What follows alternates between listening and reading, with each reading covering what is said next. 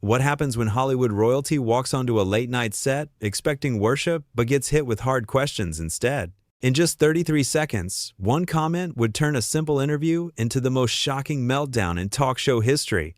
The studio lights were blazing hot that evening. Bill Maher sat behind his desk with that signature smirk, the one that told his audience they were in for something good. Across from him sat Meghan Markle, dressed in an outfit that probably cost more than most people make in a month. She had that look on her face, the one that said she was doing everyone a favor just by being there. Bill started things off friendly enough. "So, thanks for coming on the show tonight.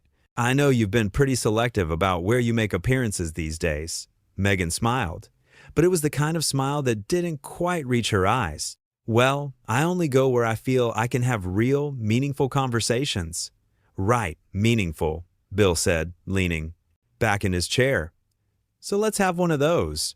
You've been pretty vocal about your struggles with the press, with the royal family, with basically everyone who's ever questioned anything you've done. When does personal accountability come into play?" The audience went quiet. You could feel the temperature in the room drop about 10 degrees. Meghan's smile faded fast. "I'm sorry, are you seriously suggesting that I'm somehow responsible for the way I've been treated?" "I'm suggesting that maybe, just maybe, not everything is everyone else's fault," Bill replied calmly. "You've had conflicts with your family, with your husband's family, with the British press, with the American press, with your own staff. At some point, doesn't the common denominator become you?" Meghan sat up straighter, her jaw tightening. "That is incredibly offensive. You have no idea what I've been through." "I have some idea," Bill said. "You've told us many, many times. On Oprah, in your Netflix series, in interviews, in podcasts. The whole world knows your story at this point. And clearly the whole world includes people like you who simply refuse to believe a woman when she talks about her experiences." Meghan shot back, her voice rising. Bill held up his hands. "I didn't say I don't believe you. I'm saying that maybe the constant victim narrative gets a little tiresome. You married a prince. You lived in a palace. You now live in a mansion in California. You have millions of dollars. At what point do you acknowledge that maybe your life isn't the hardest life that's ever been lived?" The audience started to murmur. Some people were nodding. Others looked uncomfortable. Meghan's face was turning red. "You have absolutely no right to minimize my trauma. The racism I faced, the mental health struggles, the lack of support, all of that was real." "I'm not saying it wasn't real," Bill countered. "I'm saying that you also have resources and privileges that most people who face those same issues don't have. You could have left quietly. You could have handled things privately. Instead, you turned your family drama into a multi-million-dollar media empire, and now you're upset that people are asking questions about it? Those questions come from a place of misogyny and racism," Meghan said firmly. Bill shook his head. "See, that's the problem. You can't just label everyone who disagrees with you as racist or sexist. That's not how this works. Some people just think you're wrong. Some people think you've handled things poorly, and that's allowed. That's called living in a free society. A free society that protects white men like you while tearing down women of color like me," Meghan snapped. "Oh, here we go," Bill said with a laugh. "White men like me. You know what? I've worked my entire life to get where I am. I didn't marry into success. I built it. And along the way, I've been criticized, attacked, and called every name in the book. But I don't sit around making Netflix documentaries about how hard my life is." Meghan stood up suddenly, her chair scraping loudly against the floor. "This is exactly the kind of treatment I was talking about. You invite me here under the pretense of a real conversation, and instead you ambush me with your misogynistic talking points." "Sit down," Bill said, not rudely but firmly. "We're having a conversation. This is what conversations look like. They're not just people agreeing with you and telling you how brave you are. I don't have to sit here and take this," Meghan said, her voice shaking with anger. "Actually, you kinda do," Bill replied. "You agreed to come on the show. You knew what kind of show this is. I asked tough questions. That's literally my job. If you wanted someone to just fawn over you for an hour, you should have gone on Ellen." "How dare you," Meghan said, pointing her finger at him.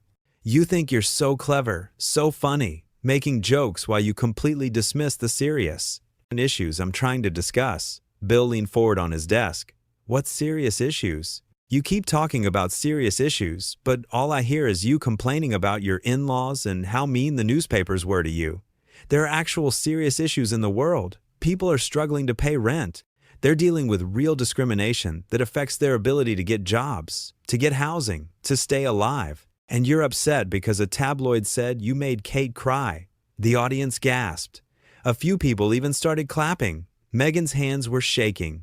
You are a disgusting human being. You sit here in your privileged position, on your little show, judging everyone else while contributing nothing of value to society. Contributing nothing? Bill said, raising his eyebrows. I've been on television for decades having actual important conversations about politics, religion, social issues. What have you contributed? A podcast that got canceled? A children's book? A couple of Instagram posts about compassion? I have used my platform to speak truth to power, Meghan said loudly. Bill laughed out loud at that. You are power. You're worth millions of dollars. You have direct access to media outlets around the world. You're not some revolutionary speaking truth to power. You're a wealthy celebrity who's mad that not everyone likes her. I came here tonight hoping for an intelligent discussion, Meghan said, her voice cold. Clearly, that was a mistake. You're nothing but a bully with a microphone. And you're nothing but a narcissist with a crown complex, Bill fired back. You want to be treated like royalty while also playing the victim. You can't have it both ways. Meghan grabbed her purse from beside her chair. I'm done here. Of course you are, Bill said, because when someone challenges you, you run away. That's what you do. You ran away from your family.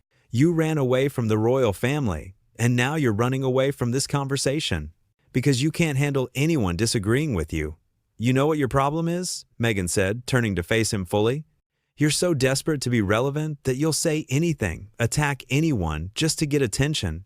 You're a sad, bitter old man who peaked 20 years ago. The audience went completely silent. Even Bill looked a little surprised at that one, but he recovered quickly.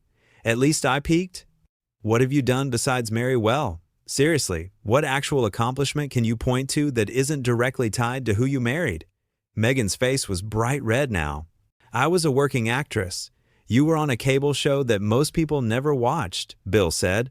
Let's be honest about what your career was before you met Harry. You were nobody special. And that's fine. Most actors aren't special.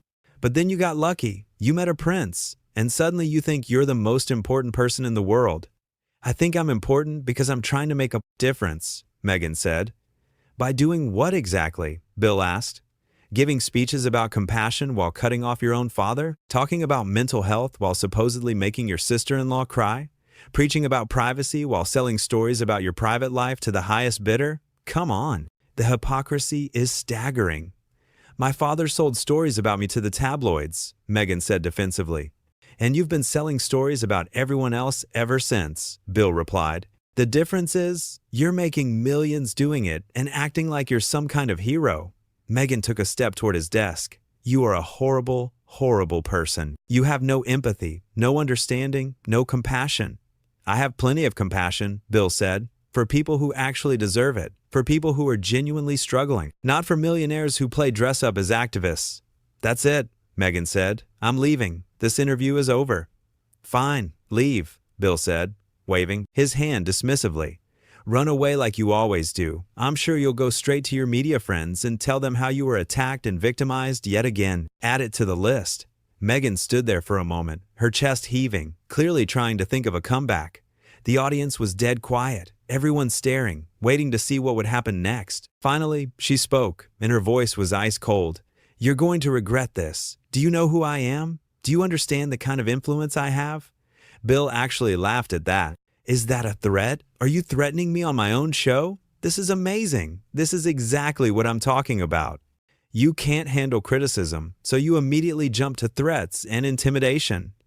It's not a threat, Meghan said. It's a fact. I have millions of supporters who will hear about how I was treated here tonight. Great, Bill said. Tell them. Put it on Instagram. Make it into a podcast episode. I don't care. The truth is the truth. And the truth is that you came on this show expecting to be coddled and praised. And when you got actual questions instead, you couldn't handle it. Actual questions?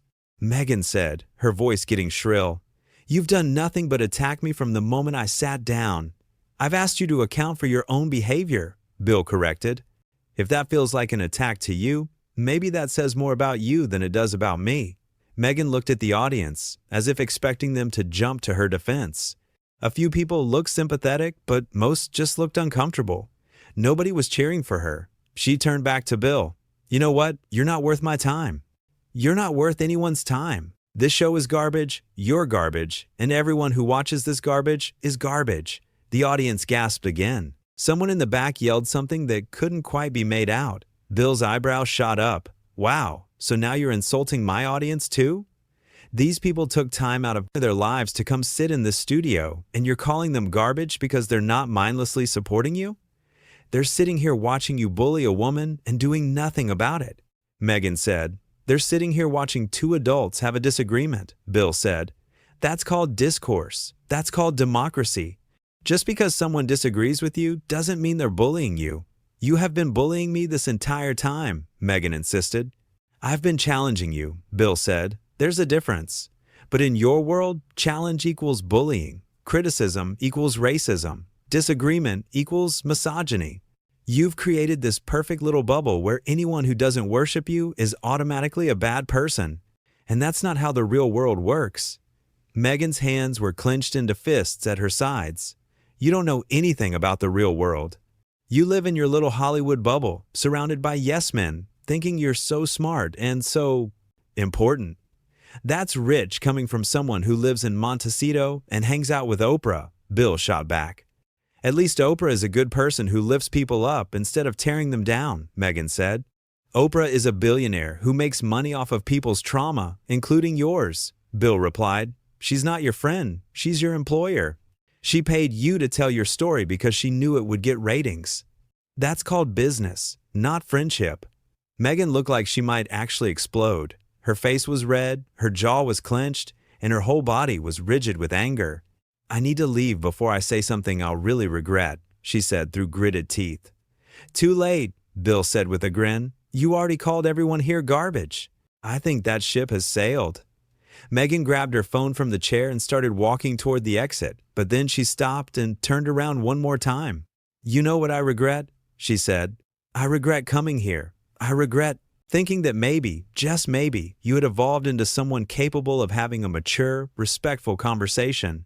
But you haven't. You're still the same shock jock you've always been, desperate for attention, willing to hurt people to get it. And you're still the same fame-hungry social climber you've always been, Bill replied without missing a beat.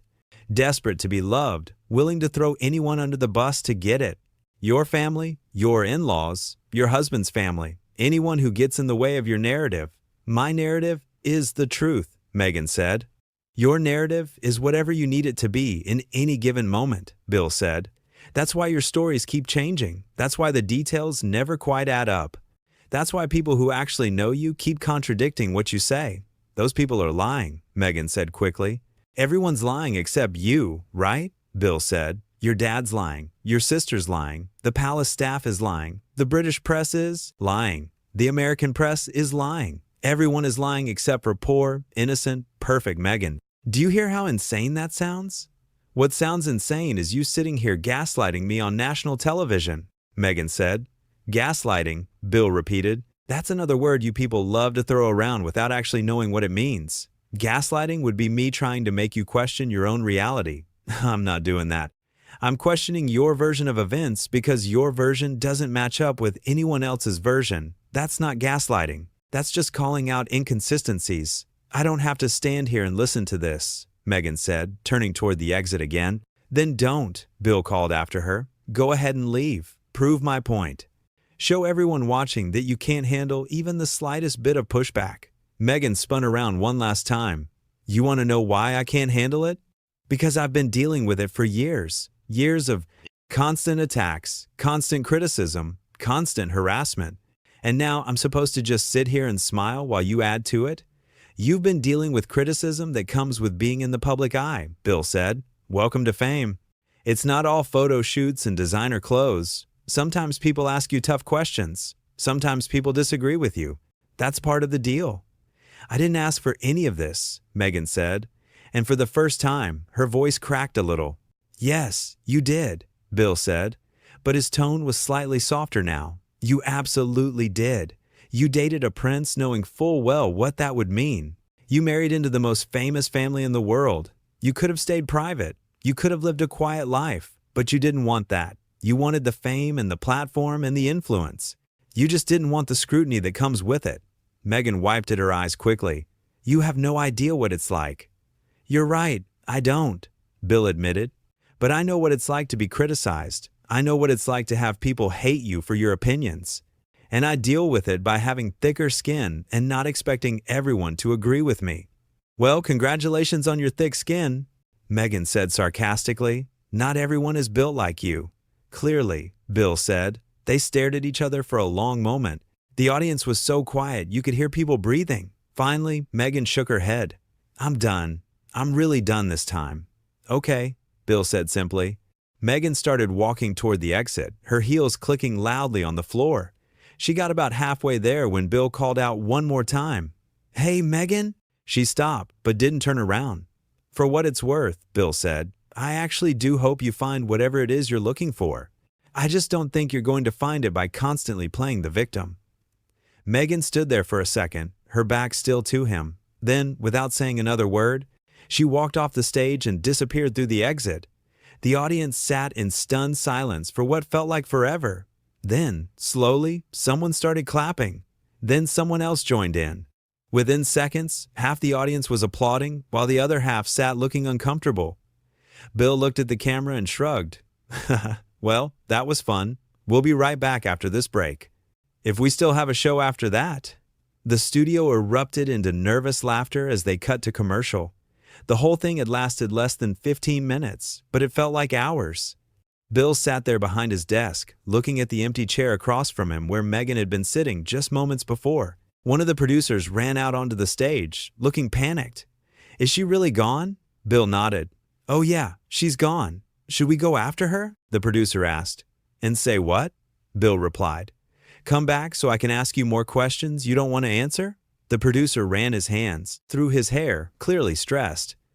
This is going to be everywhere by tomorrow morning. Probably, Bill agreed. But we got good television out of it, right? The producer didn't look convinced, but he nodded and headed back off stage. Bill looked at the audience, who were all still buzzing with conversation and shocked expressions. So, he said, breaking the tension, anyone else want to come up here and storm off my set? We've got about 20 minutes of show left to fill. A few people laughed. Most people just looked stunned. Behind the scenes, staff members were already on their phones, probably texting friends and family about what they'd just witnessed. Security was at the exit, making sure Meghan actually left the building. The whole place was in controlled chaos. When they came back from commercial, Bill addressed what had happened head on. So, as you all just saw, our guest decided that she'd had enough of actual conversation and decided to leave, which is her right. I'm not going to sit here and trash her more than I already did.